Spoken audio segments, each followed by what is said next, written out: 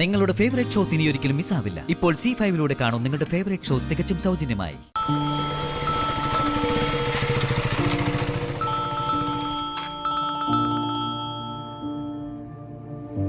Hello Charmila, വിവേകേട്ടൻ, ഞാൻ പിന്നെയും പെട്ടു. നീ കാര്യം പറ. അരുന്ധതി വിളിച്ചു. ശ്യാമയുടെ അഖിലിന്റെ വിവാഹം നടക്കാൻ പോവല്ലേ?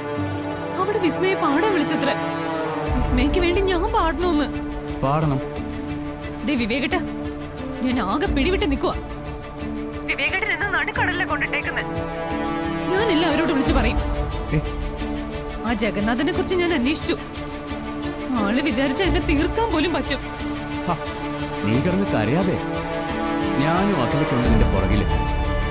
നാളെ നീ സിറ്റുവേഷൻ എങ്ങനെ ഹാൻഡിൽ ചെയ്യണമെന്ന് ഞാൻ പറഞ്ഞുതരാം. അവിടെ ചെന്ന് നീ പാടുന്നു.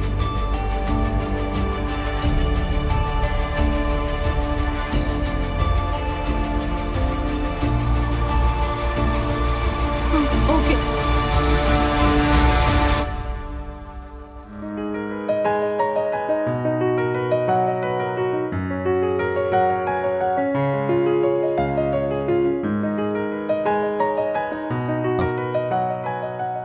സർ, എന്താടോ? എനിക്കൊരാഗ്രഹമുണ്ട്. പറയേ. നമുക്ക് ആ ശിവമലയിലെ കൃഷ്ണന്റെ അമ്പലത്തിൽ ഒന്ന് പോയാലോ? എന്താ പെട്ടെന്ന് ഇങ്ങനെ തോന്നാൻ? എന്താന്നറിയില്ല, അവിടെ പോണോന്നും തൊഴണമെന്നും ഒരു തോന്നല്. മറ്റന്നാ നമ്മുടെ താലികെട്ട് നടക്കുന്നതിന് മുമ്പ് നമുക്കവിടെ കൃഷ്ണനോട് അനുവാദം വാങ്ങണം. ഓക്കെ, നമുക്ക് രാവിലെ തന്നെ പോവാം. ഇവിടുന്ന് കുറച്ച് ദൂരമുള്ളതല്ലേ? ആ അതെ, നേരത്തെ പോവാം. ഒരു കാര്യം കൂടിയുണ്ട്. യാത്ര നമുക്ക് ബൈക്കിലാക്കിയാലോ? ബൈക്കിലോ? അത് വേണ്ട. ബൈക്ക് ഓടിക്കാനുള്ള ബുദ്ധിമുട്ടുണ്ടോ? എനിക്ക് ബുദ്ധിമുട്ടൊന്നുമില്ല. പിന്നെ ശരി, തന്റെ സന്തോഷം തന്നെയാ എന്റെ സന്തോഷം. അപ്പോ നാളെ രാവിലെ നമ്മള് ബൈക്കിൽ തന്നെ അമ്പലത്തിലേക്ക് പോകുന്നു. എന്താ?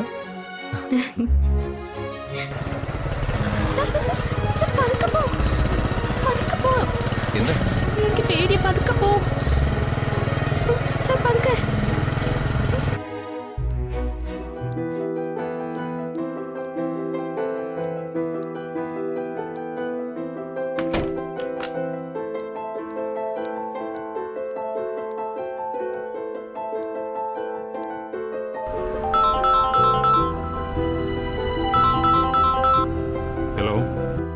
ആ ജഗനങ്ങൾ, ഒരു പ്രധാന കാര്യം പറയാനാ ഞാൻ വിളിച്ചത്. എന്താ ഐശ്വര്യ? ശ്യാമയാക്കിലും ഒരുമിച്ച് ഒന്ന് പുറത്തിറങ്ങിയിട്ടുണ്ട്. അവള് മുമ്പ് പോയിരുന്ന ഒരു അമ്പലം ഉണ്ടല്ലോ, ആ കാടിനടുത്തുള്ള ശ്രീകൃഷ്ണന്റെ അമ്പലം. ആ അങ്ങോട്ടേക്കാ പോയിരിക്കുന്നെ. നാളെ കല്യാണമല്ലേ, അതിനു മുമ്പുള്ള പ്രാർത്ഥനയോ പൂജയോ എന്തൊക്കെയാ. അല്ല, നാളെ കല്യാണം തകർക്കാൻ അങ്കിള് എന്തൊക്കെ കാര്യങ്ങൾ നീക്കുന്നുണ്ടല്ലോ. അപ്പോ ഈ വഴിയും കൂടി ഒന്ന് ചിന്തിക്കാം.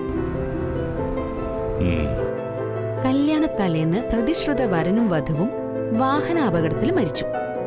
അതിപ്പോ ഒരു സ്ഥിരം വാർത്തയല്ലേ. ഇതും അതുപോലൊരു വാർത്തയായിട്ടങ്ങ് തീരും. ആ അവര് പോയ അമ്പലത്തിനടുത്താണെങ്കി ഒഴിഞ്ഞ ചെറിയ റോഡും കാടും ഒക്കെ ഉള്ളതല്ലേ. ഞാൻ ഒരിക്കൽ പോയിട്ടുണ്ട്. എന്നാ ശരി, നീ ഫോൺ കട്ട് ചെയ്തോ. കാര്യങ്ങള് ഞാൻ നോക്കിക്കോളാം. ആങ്കളെ, ഈ പ്രാവശ്യം ഈ പോക്കില് രണ്ടുപേരും ഒരു കാരണവശാലും രക്ഷപ്പെടരുത്. രണ്ടും തീരണം. കണക്ക് കൂട്ടിയാ ഞാൻ ഇനി നീങ്ങാൻ പോകുന്ന. രണ്ടും തീരും, അതുറപ്പാ. ഞാൻ വിളിക്കാം. ശരി അങ്കിൾ. നീ ഇന്ന് കൃഷ്ണനെ തൊഴിലടി. ഇനി അഥവാ കൃഷ്ണനെ തൊഴാൻ സാധിച്ചാലും നിന്റെ ദൈവത്തിന് നിന്നെ രക്ഷിക്കാൻ പറ്റില്ല. അത് ജഗന്നാഥന്റെ വണ്ടിയല്ലേ? സാർ, അതെ, നമുക്ക് പോവാം. എനിക്കെന്തോ പെട്ടെന്നൊരു പേടി തോന്നുന്നു. വാ പോവാം. ചുമ്മാ അങ്ങനെ പേടിക്കാതെ. അയാൾ മറ്റെന്തെങ്കിലും ആവശ്യത്തിനായിട്ട് വന്നതായിരിക്കും. എന്തായാലും നാളെ നമ്മുടെ കല്യാണമല്ലേ, അത് പുള്ളി അറിയിച്ചേക്കാം. എന്തിനാ വെറുതെ പിണങ്ങിയിരിക്കുന്നത്? എല്ലാരോടും സ്നേഹത്തിൽ പോകുന്നൊക്കെ തന്നെയാ നല്ലത്. പക്ഷെ എന്തോ എനിക്ക് ഇയാളെ ഭയങ്കര പേടിയാ. എന്തായാലും ഞാൻ ചെന്ന ആളെ ഒന്ന് കണ്ടിട്ട് വരാം. ഓക്കെ? സർ,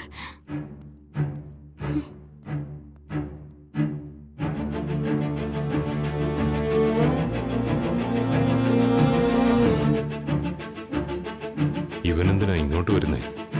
ഇനി എന്തെങ്കിലും സംശയം തോന്നിയിട്ടുണ്ടാവോ? വരട്ടെ.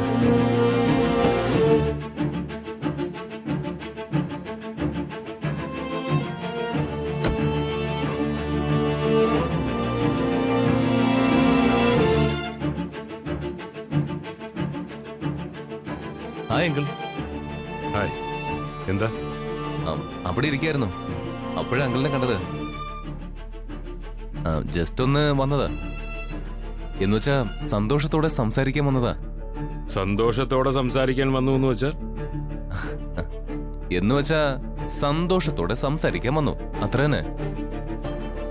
കഴിഞ്ഞ കുറെ കാലമായിട്ട് നമ്മൾ രണ്ട് കൂട്ടരും തമ്മില് ബഹളവും വഴക്കും ഒക്കെയാ.